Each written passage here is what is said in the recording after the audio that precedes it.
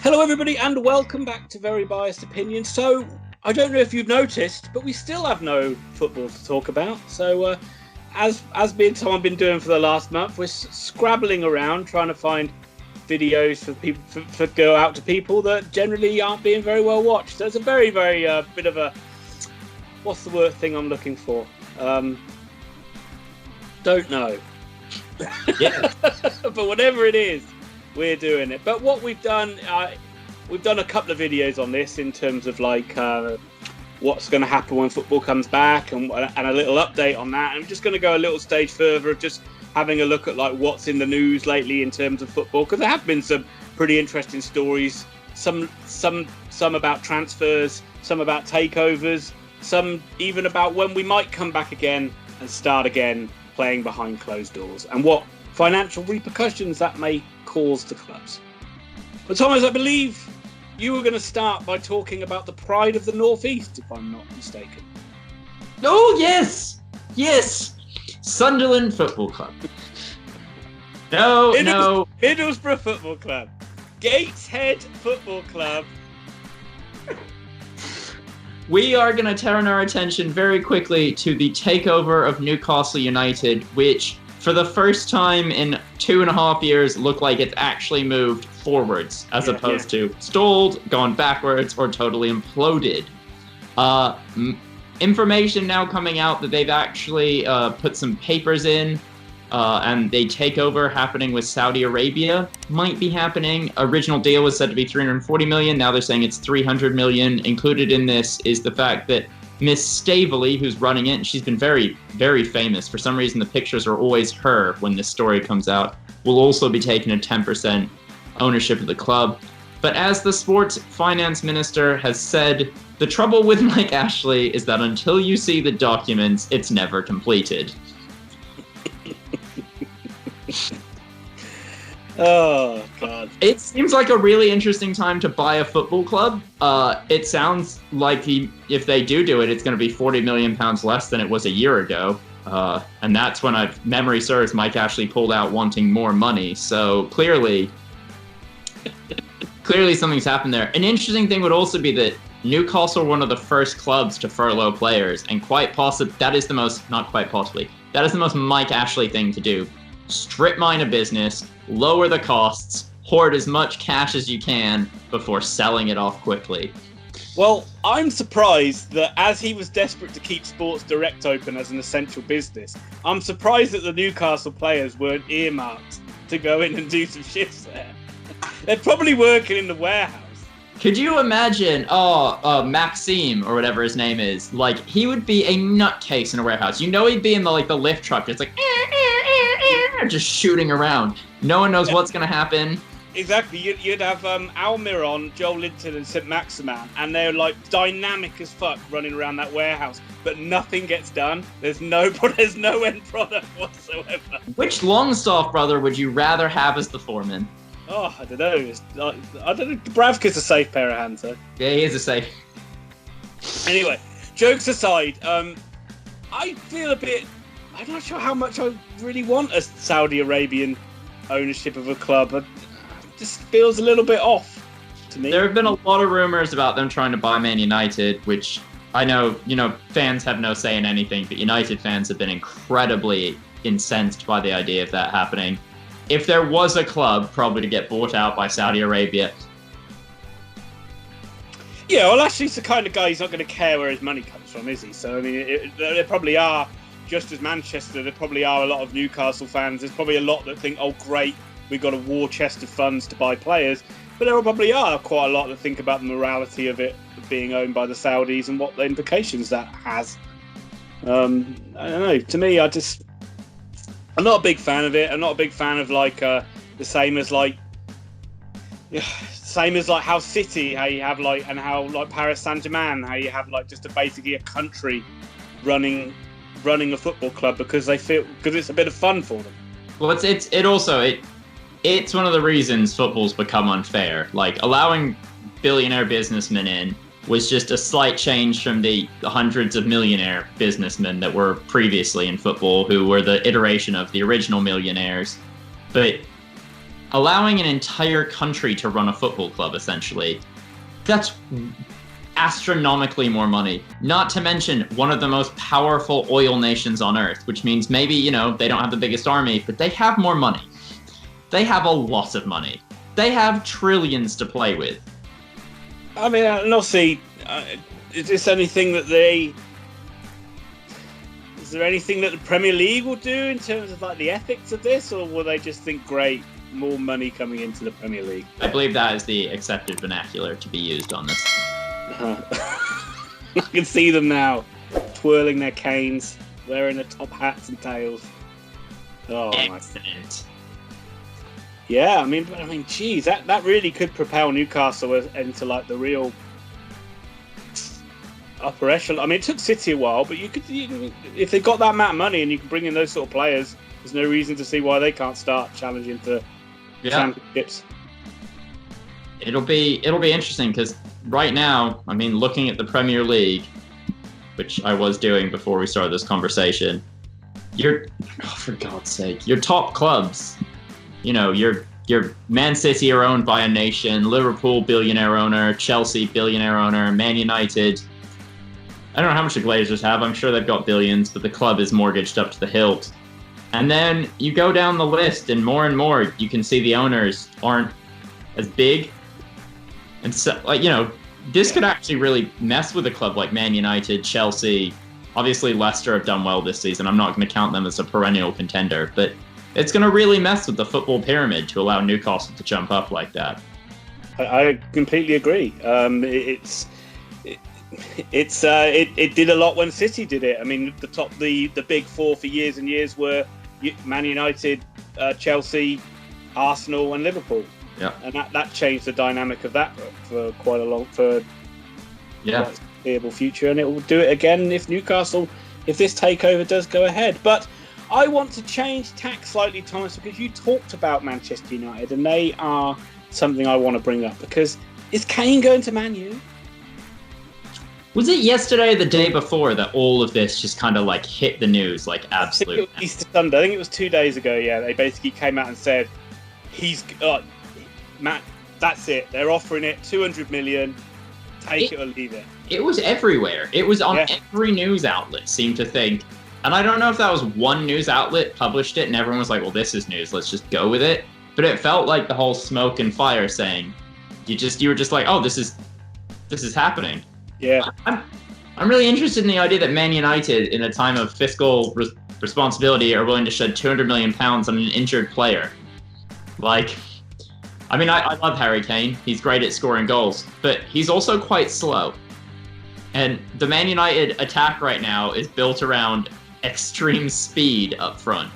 I think this story has legs, though. As much as I know Tottenham have come out and they've quashed it as you'd expect them to do, but I can see this happening. I could see Mourinho looking at that and thinking, I could get 200 million. I mean, obviously, that doesn't mean he's going to get that 200 million. I'm sure Daniel Levy will smuggle away some of it for a rainy day and to pay for the stadium, but he'll be looking at it as like, I can rebuild the Tottenham squad in my own image. Yeah.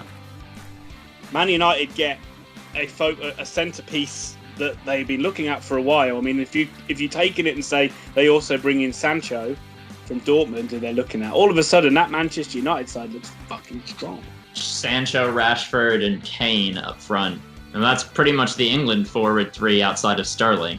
Yeah, of course. And then obviously, you know, Bruno Fernandes has been amazing coming into the side. But also, it's funny. I was looking at it and thinking that all of a sudden the Manchester United transfers look quite decent. I mean, Maguire's been decent, Wan-Bissaka's been decent, Fernandes has been good. You can get Kane and Sancho. Good side. Yeah. You've got to be excited by that, hearing that news, haven't you? Yeah. Man United fan. Yeah, I mean, I love Harry Kane as well. Like, the dude just scores goals. We've talked about this time and time again. He reminds me of Van Nistelrooy in that he just gets in front of goal and puts it away 90% of the time. And truthfully, that's something Man United have been missing.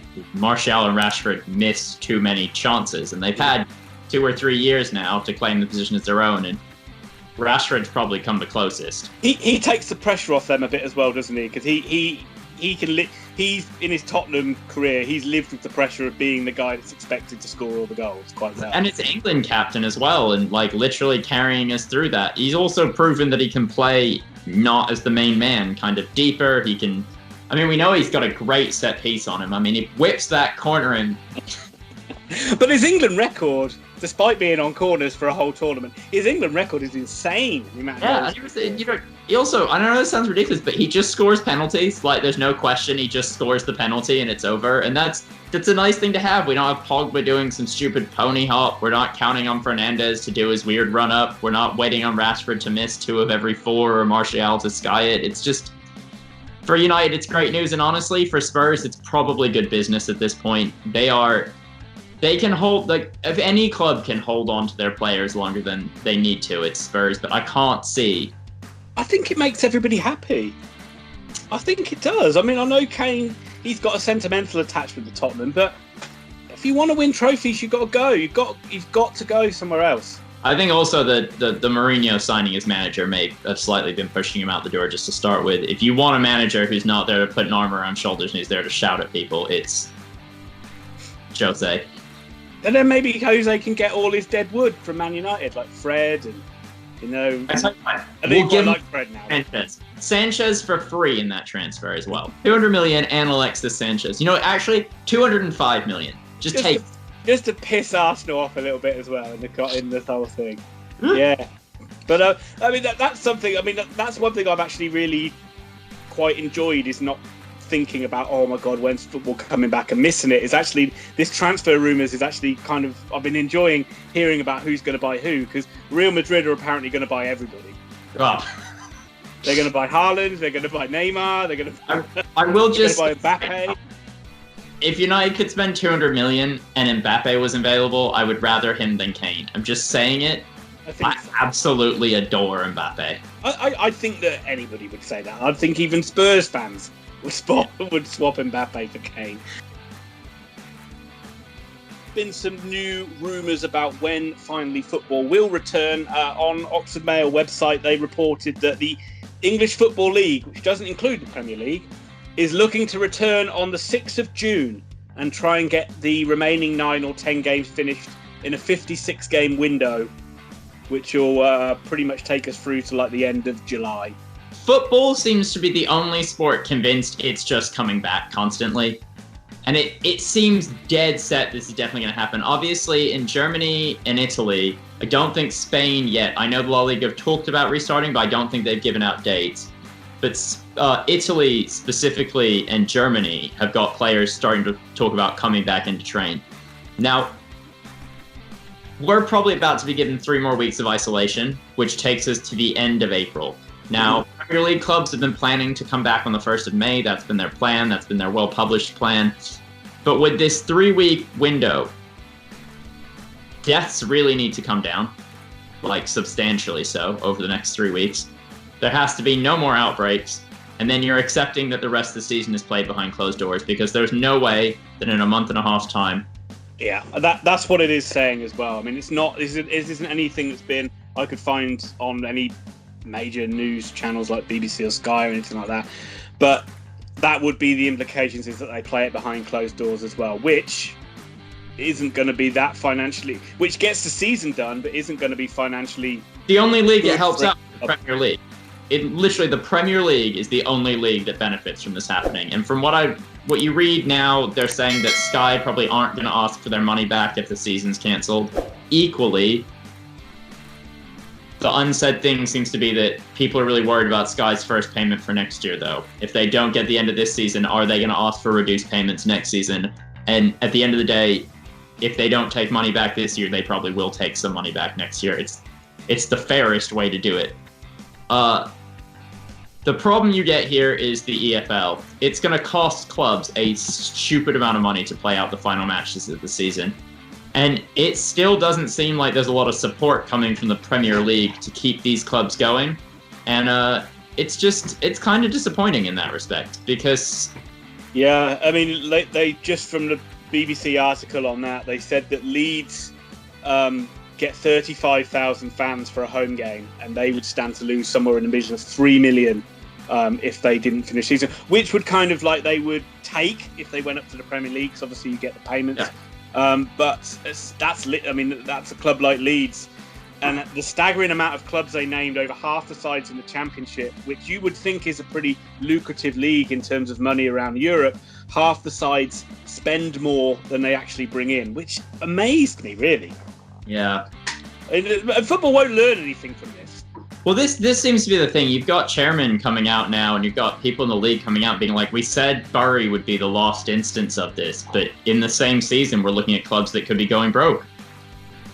Yeah, and as I said, clubs won't learn anything from this. They'll come out and there'll be things said about how clubs need to cut their cloth accordingly and be more financially stable. But a year or so down the line, they'll just be back to kind of trying to see if they've got a rich owner or trying to overspend to shoot for the moon and try and get in the Premier League. And truthfully, if more Premier League money trickled down, it would be more financially viable. But you look at it, and the Premier League's advanced 125 million in their final payment. That covers all of the EFL, not the Championship. It covers the entire of the EFL. And you're looking at that same period, the Sky money alone is £750 million. And I get it, right? You don't want to give up a huge chunk of your money, but it's a tax, essentially. It's a tax to exist. Mm. And I'll tell you something that frightens me, and just to sort of lead off on the final thing, is like I say, I know if football comes back and they play these remaining games, and Oxford do get promoted up into the Championship, judging on those stats of what we've seen, that scares the hell out of me of what Oxford might have to spend to compete, and how more likely is they'll be coming back down again because they won't have a strong enough squad. And what I've seen that story play out before. When I first started supporting Oxford, they were a Championship or equivalent of Championship side. Kind of got close to getting in the playoffs one season, ran out of money, had to sell all the players, and we ended up going down to the fucking National League. But that is it in a nutshell. That is the absolute truth. It's scary. It's depressing. I actually would be encouraged if they were to come back on June the 6th. I'd be quite excited by that. Yeah, more than anything else, there's football, and you get the feeling that if they do come back, then more stimulus will be provided to football clubs to survive. But I have to leave. So thank you all for watching. Ian, thank you for chatting to me. And I suppose the only thing worth saying is if you came here looking for detailed football analysis, look at a pretty good day. Pretty good day. Yeah, better than most.